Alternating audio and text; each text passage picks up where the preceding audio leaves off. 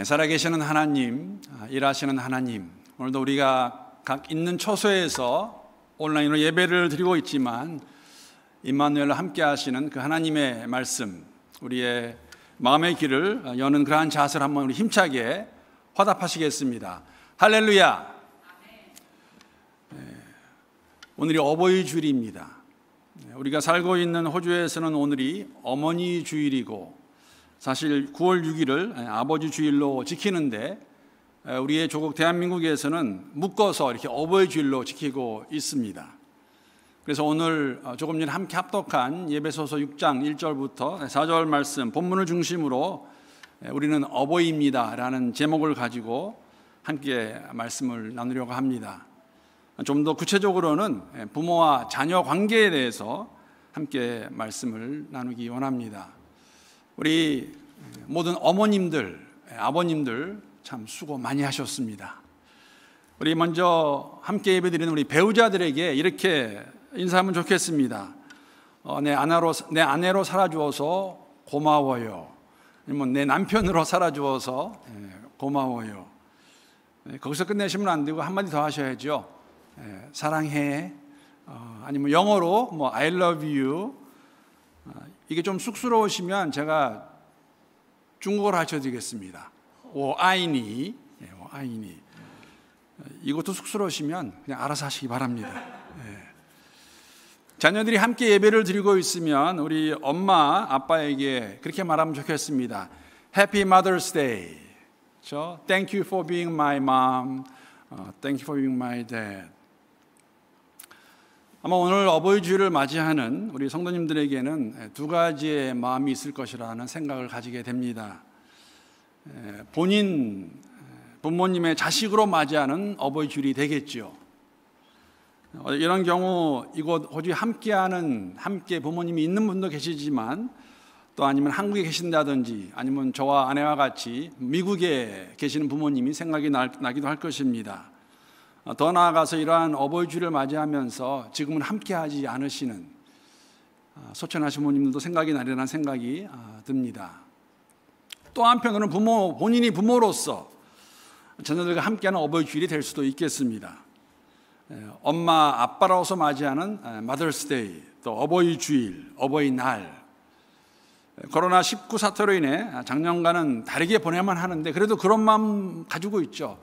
그래도 뭔가 특별한 게 있지 않을까 하는 그러한 마음, 부모로서 아마 가지는 것도 무리가 아니라는 생각도 해봅니다.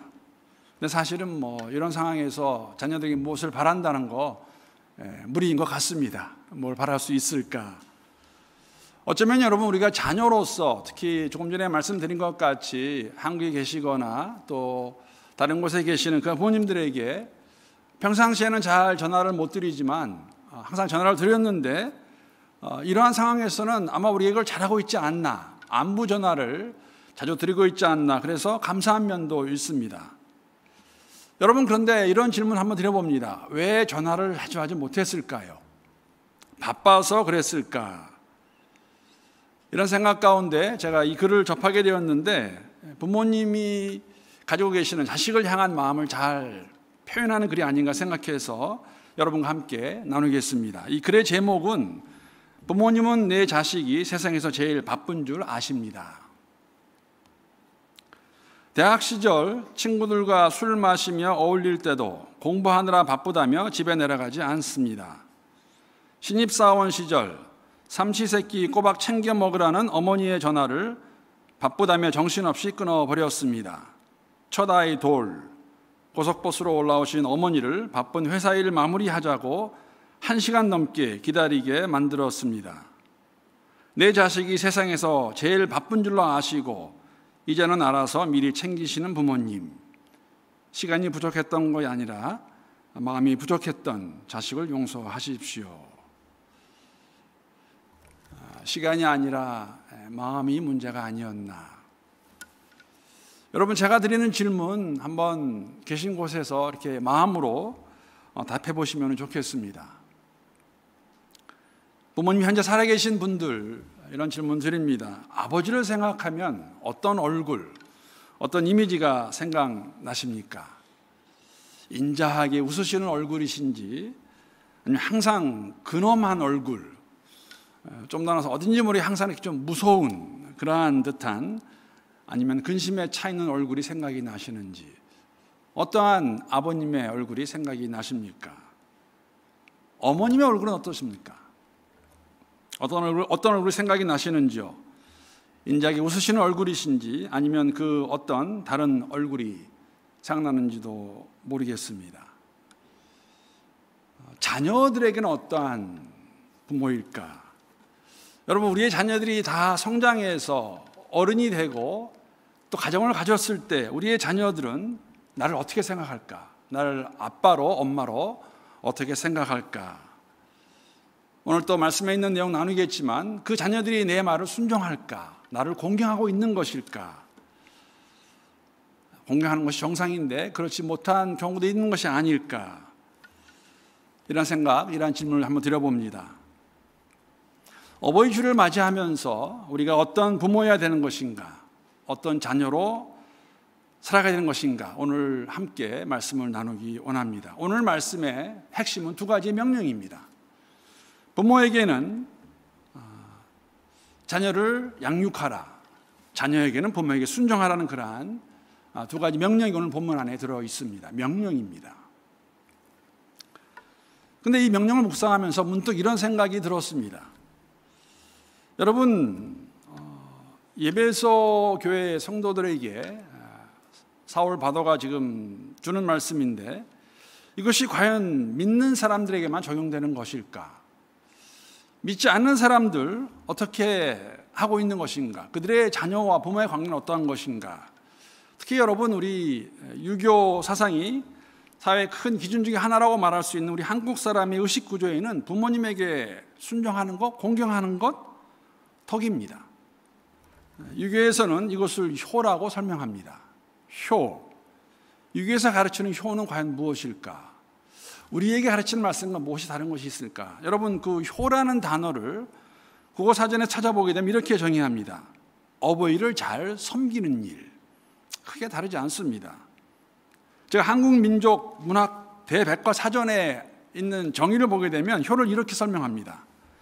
부모에게 경의의 감정에 토대를 두고 행하는 행위를 가리키는 일반 용어라고 효를 그렇게 설명하고 있습니다. 유교 사상에서 효의 본질적인 의미는 공자의 가르침을 이해하면 오늘 본문이 말하고 있는 부모에게 순종하라는 말과 어떻게 다른지 도움을 줄 수 있을 것 같아서 제가 한번 구글을 해봤습니다. 어떤 의미가 있는 것인가? 제가 발견한 내용 몇 가지만 잠깐 나누기 원합니다. 첫 번째 어떤 게 있냐면 공자는 효의 본유관념으로서 공경심을 강조합니다. 이 본유관념이라는 것, 저도 사실 이 의미를 몰라서 찾아보았더니 본유관념은 감각이나 경험에 의해서가 아니고 나면서부터 가지고 있는 선천적 관념을 얘기합니다. 그러니까 모든 사람들이 있다는 그러한 생각이죠. 개념입니다.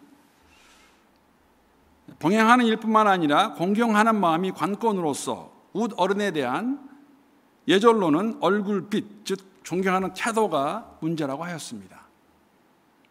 굉장히 심하게 가르치는 것이죠.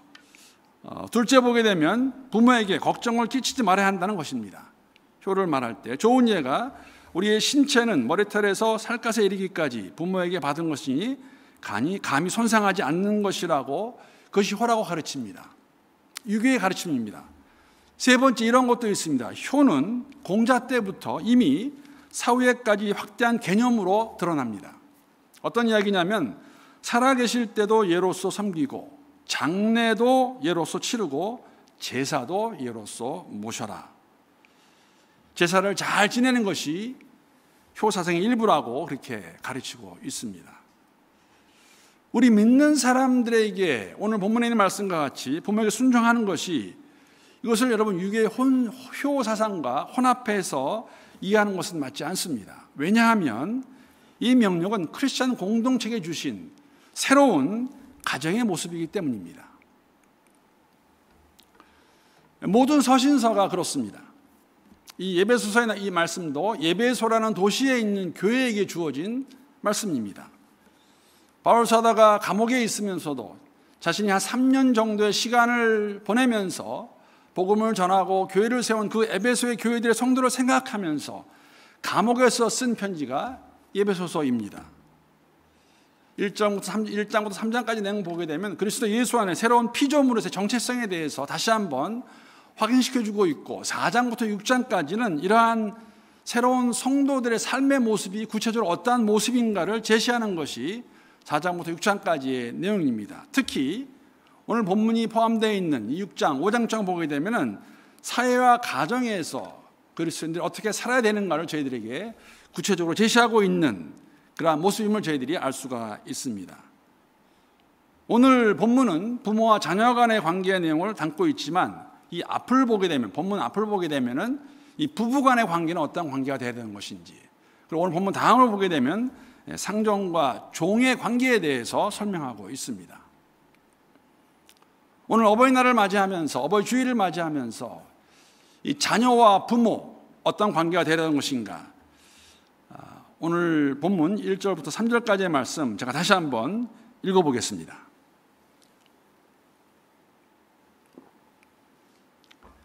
자녀들아, 주 안에서 너희 부모에게 순종하라. 이것이 옳으니라.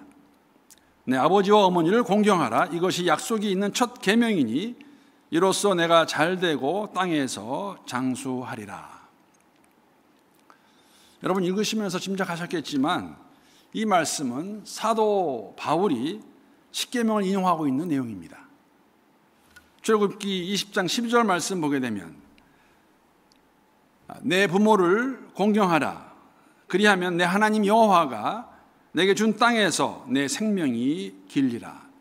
십계명의 제5계명을 사도 바울이 지금 예배소 교회 성도들에게 말씀하고 있는 내용입니다. 여러분, 한 가지 흥미로운 것은 뭐냐면 우리 크리스찬들은 이 십계명을 나눌 때에 처음 4계명은 하나님에 대해 우리가 지켜야 되는 그러한 말씀으로 받고, 나머지 6계명은 우리 사람들 사이에서 지켜야 하는 계명으로 이해를 합니다. 시내산에서 내려오는 모세의 두 팔에 두 돌판이 있었는데 한쪽에는 1부터 4까지 있고 다른 한쪽에는 5부터 6, 10까지 있는, 그렇게 생각하는데, 그런데 유대인들에게는 여러분 십계명을 처음 5계명과 그 다음 5계명을 이렇게 나누어서 받습니다. 어떻게 이렇게 설명합니다. 하나님에 대한 우리의 의무와 책임의 마지막 계명이 부모에게 순종하는 것이다라고 맞습니다. 저는 유대인의 이러한 설명에 일리가 있다고 생각합니다. 눈에 보이는 부모에게 순종할 수 없는 사람이 어떻게 눈에 보이지 않는 하나님을 사랑하며 그 말씀에 순종할 수 있다고 말할 수 있을까? 도전이 되기 때문에 그렇습니다. 사실 하나님께서도 모세를 통해서 출애굽 공동체에게 이렇게 명령하십니다. 레위기 19장 1절부터 3절까지의 내용입니다. 여호와께서 모세에게 말씀하여 이르시되 너는 이스라엘 자손의 온 회중에게 말하여 이르라. 너희는 거룩하라. 이는 나 여호와 너희 하나님이 거룩함이니라. 너희 각 사람은 부모를 경외하고 나의 안식일을 지키라. 나는 너희의 하나님 여호와이니라. 이 땅에서 거룩하신 하나님을 경외하는 마음의 실질적인 모습이 있다면 부모를 경외하는 것, 부모에게 순종하는 것임을 말씀하고 있는 것입니다. 부모에게 공경하는, 부모를 공경하고 그의 말씀에, 부모의 말씀 순종하는 자들에게는 약속의 말씀을 주시는데 이 땅에서 오래 살 것을 약속하십니다. 여러분, 이것을 우리가 이 상황 가운데 들여다보게 되면은 사실 출애굽한 이스라엘 백성들, 좀 더 자세히 설명드리면 출애굽 2세대와 그 이후의 이스라엘 백성들은 약속의 땅 가나안 땅에 들어가서 살 것입니다. 노예가 아니라 자유인으로 살아갈 것입니다. 그들에게 하나님 뭐라고 말씀하시냐면 너희가 부모를 공경하면, 부모에게 순종하면 오래 살게 하시겠다라고 약속의 말씀을 주시는 것이죠. 이 말씀을 그대로 인용해서 오늘 사도 바울이 에베소 교회 성도들에게 이 말씀을 전하고 있는데, 여러분 이 말씀을 잘 보게 되면 더해진 문구가 있습니다. 부모에게 순종하는 것이 맞는데 어떻게 순종하냐면 주 안에서 부모에게 순종하라고 이렇게 말씀하고 있습니다. 여러분, 이 주 안에서 어떤 의미가 있는 것일까요? 무엇을 저희들에게 말씀하는 것일까? 여러분, 먼저 다시 한번, 먼저 부모에게 순종하는 것은 주님의 명령이라고 명령이기에 지켜야 함을 저희들에게 말씀해 주는 내용입니다. 여러분, 명령은 선택이 아닙니다. 내가 할 수 있고 안 해도 되는 것이 아니라 지켜야만 하는 것이 명령입니다. 사실 요사이 코로나19로 인해서 우리가 이 부분에 대해서는 좀 잘 배우고 있는 것 같습니다. 행정명령, 여러분 기억나시죠? 지금도 우리 그것을 지키고 있는데 잘 지키지 않으면 여러분, 사실 우리가 가장 무서워하는 것은 뭐냐면 폭탄 벌금이 동반되는 티켓 받을 수 있습니다. 시드니의 이야기를 들어보니까는 마켓에 갔다가 우리 한인 여성분들 문 앞에서 반가워 얘기하다가 그냥 폭탄 벌금 한 1,000불씩 받았다는 이야기 들은 거 있습니다. 행정명령은 여러분 선택할 수 있는 것이 아닙니다. 지켜야 됩니다. 부모에게 순종하는 것은 명령으로 주신 것입니다. 하나님의 명령입니다. 주 안에서 주님이 주신 그 말씀 지켜야 된다는 것. 물론 어떤 경우에는 순종하기 힘든 상황들이 있습니다. 좀 더 세게 말하면은 순종하기 힘든 부모님도 계십니다. 사실 이 문제의 대부분은 관계 어려움에서 발생한 걸 저희들이 알고 있습니다. 아버지와 어머니의 부모에 대해서 실망한 것들이 있고 상처받은 것들이 있어서 참 쉽지 않은 부분이 될 수 있는 것 같습니다. 어떤 설문조사에 의하면 젊은이들 한국에서 100명 중에 약 70명 정도가 자신의 부모를 미워한다, 그러한 제가 보고를 읽은 적이 있습니다. 가장 잘 아름다운 관계를 맺어야 될, 사랑해야 될 관계이지만은 그 가운데 받은 상처로 인하여서 그렇게 할 수 없는 관계가 있는 것 보여주는 그러한 설문조사였습니다. 부모가 아무리 잘해준다고 하여도 사실 자녀의 입장에서 부모는 최선을 다해 키웠다고 말하지만 자녀가 그렇게 못 받을 때도 있다는 것이죠. 무엇이 되었든지 간에 부모와 자녀의 관계가 이렇게 깨진 상태에 있는 것, 어려움에 있는 것을 보여주는 그러한 설문조사였습니다. 사실 여러분 제게도 이런 면이 있었습니다. 이거 극복하는데 시간이 걸렸고 쉽지 않았습니다. 제가 어렸을 때 가장 어머니에 대해서, 엄마에 대해서 불만이 있었는데 그것이 무엇이었냐면 엄마가 집에 계시지 않았습니다. 어머니가 집에 계시지 않았다는 것이죠. 오남매를 한국말로 그런 말 하죠. 먹여 살리기 위해서 아버지와 함께 일을 하셔야 했던 그러한 것, 그 일을 하셔야 됐기 때문에 제가 어렸을 때는 전 항상 기억에 남는 것이 우리 사촌 누나가 저희 집에 와서 저희들을 돌봐 주었던, 저는 그것이 너무너무 마음에 안 들었습니다. 이해가 안 되었습니다. 어떻게 엄마가 그럴 수 있을까? 그 가운데에서 관계가 많이 안 좋아졌고 한동안 어머니를 굉장히 제가 미워했던 적이 있습니다. 오랫동안 지속이 되었고 이것을 이기는데 쉽지 않았습니다. 이러한 관계들, 여러분 어떤 목사님이 쓰신 글에 제가 공감을 많이 받았는데 이러한 글 제가 읽은 적도 있습니다. 그 목사님의 글입니다. 사랑하는 사람들로부터 받은 상처와 고통에는 세월도 약이 되지 않습니다. 세월은 흘러가도 잊어버리는 쪽은 고통을 준 부모들이지 상처를 입은 자녀들은 아닙니다. 이러한 상처와 아픔은 하나님의 신령한 은혜와 치료가 없는 한 우리의 신앙과 인격 속에 잠복되어 구분 인격과 도덕적 폐역을 가져올 수 있습니다. 살아가며 부모 화해할 수 없는 지경에 이르도록 만듭니다. 어떤 지체는 부모로부터 받은 상처를 제게 고백하는 가운데 하나님이시라면 제 부모님을 용납할 수 있으셨겠어요? 라고 말하기도 했습니다. 그 마음에 파고든 상처가 얼마나 크고 고통스러우면 눈물을 흘리며 감히 그런 말을 했겠습니까? 우리는 고통받는 자녀들의 피해자임을 압니다. 이러한 경우가 있음에도 불구하고, 그럼에도 불구하고 저에게 주신 하나님의 말씀은 우리 부모님들에게 순종하라는 것입니다. 그리고 우리에게 복을 약속하신다는 것이죠. 하나님께서 원하시는 것이기 때문에 우리는 그 순종으로 나아갈 수 있는, 지켜야 되는, 그래서 하나님 아버지에 대한 사랑을 증명할 수 있는 우리 모두가 될 수 있기를 함께 기도합니다. 여러분, 주 안에 순종하는 또 다른 의미는 그렇기 때문에 주님이 주시는 힘으로 순종할 수 있음을 리마인드 해주는 것이죠. 말씀드린 대로 여러 가지 이유로 인해서 순종할 수 없는 상황이 있습니다. 힘이 듭니다. 어렵습니다. 사실 안타깝게도 우리가 어떤 경우에는 이런 말 우리 참 많이 하고 듣는 것 같습니다. 특히 부모님을 잃은 분, 먼저 가신 부모님 생각할 때 이런 말 많이 하죠. 내가 살아있을 때 좀 더 잘해야 할 것을, 하지 못한 것을 후회하는 것을 많이 들을 때가 있습니다. 사실 여러분, 우리가 부모에게 순종하는 것, 우리의 힘에 한계가 있고 할 수 없음을 인생을 살아가면서 우리가 경험하게 됩니다. 그런데 주 안에 거하는 우리에게는 주님께서 주시는 능력이 있음이 우리가 그것을 알게 되면서 고백할 수 있는 것, 할 수 있다는 것이죠. 여러분, 빌립보서 4장 13절 말씀 다 기억하실 것입니다. 내게 능력 주신 자 안에서 내가 모든 것을 할 수 있느니라. 이 말씀의 내용과 같이 우리에게 주님께 능력을 주실 때 순종할 수 있는 것, 리마인드하는 것이 주 안에서 분명히 순종하는 것이죠.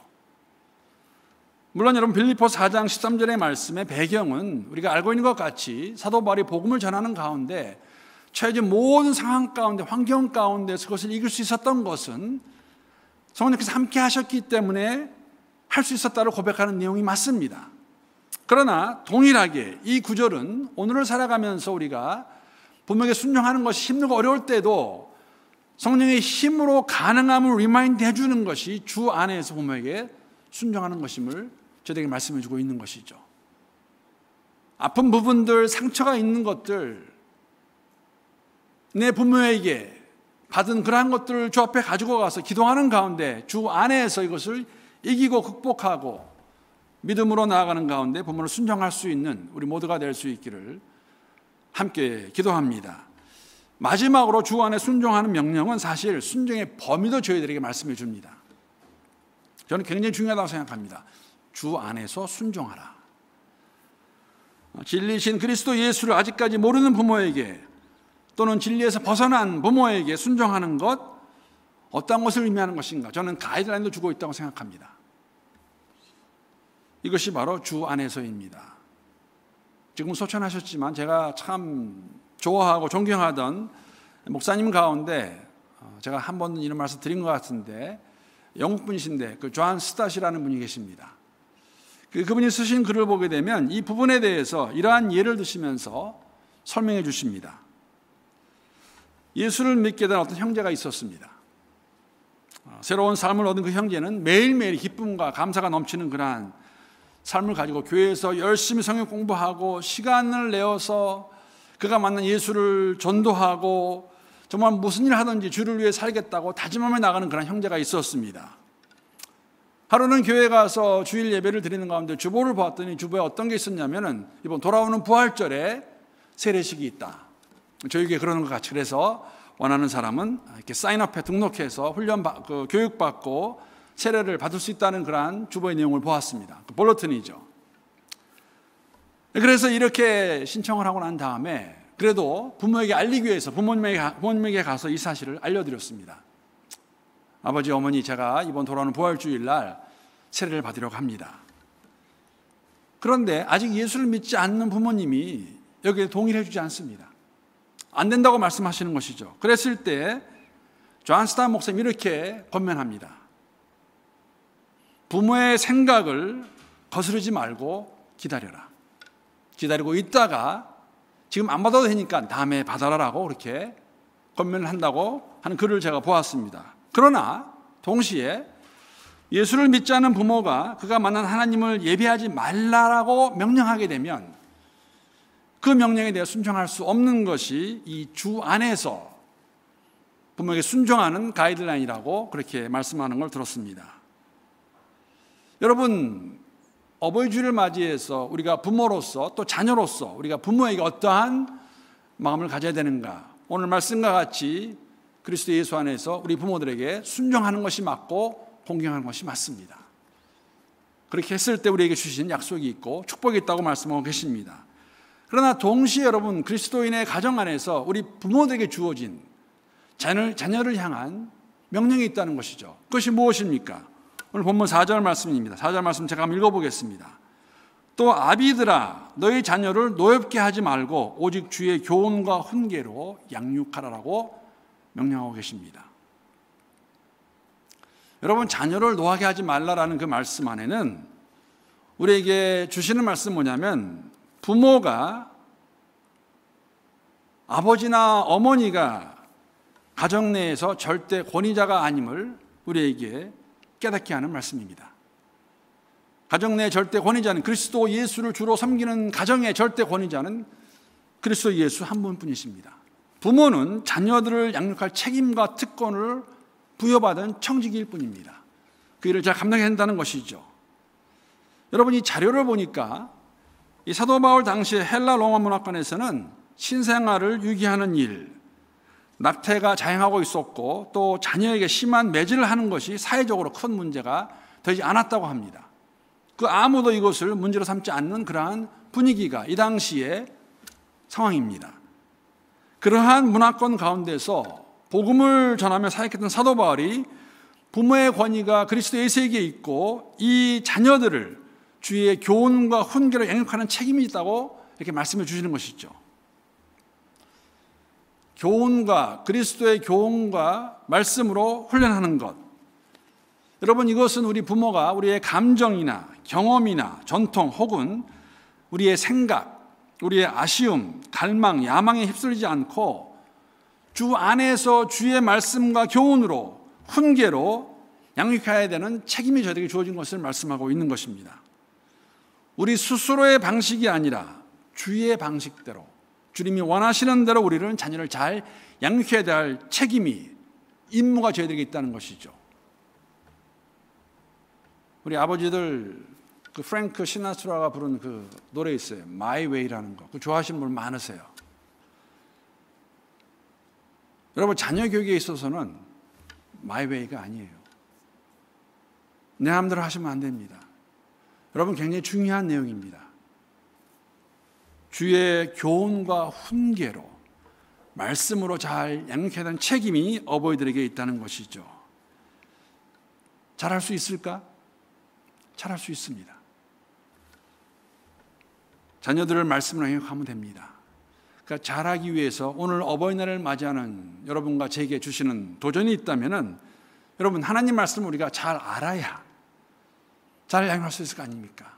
말씀을 읽고 묵상하고 공부하는 데 힘쓰시고 그 말씀을 가지고 우리 자녀들에게 청지기로서, 부모로서 주의 교훈과 훈계로 양육할 수 있는 그러한 부모, 다시 한번 우리가 주 안에서 새롭게 다짐하고 나아가는 가운데 우리 부모에게, 우리 자녀에게 주어진 그 하나님의 명령을 바로 지키는 가운데 주님께서 주시는 엄청난 그러한 복을 누리며 나아갈 수 있는 우리 모두가 될 수 있기를 함께 기도합니다. 사실 여러분, 지금이 가장 좋은 때입니다. 지난주도 말씀을 드렸지만 코로나19로 인하여서 우리는 같이 그냥 함께 있을 수밖에 없습니다. 이런 상황 가운데서 우리 특히 부모님들이 자녀들을 향해서 주 안에 거하는 모습, 내가 스스로가 부모에게 향한 그러한 내 삶의 모습, 또 자녀들을 말씀으로 잘 양육하는 그러한 복된 기회의 시간, 축복의 시간 될 수 있기를 주님의 이름으로 축복합니다.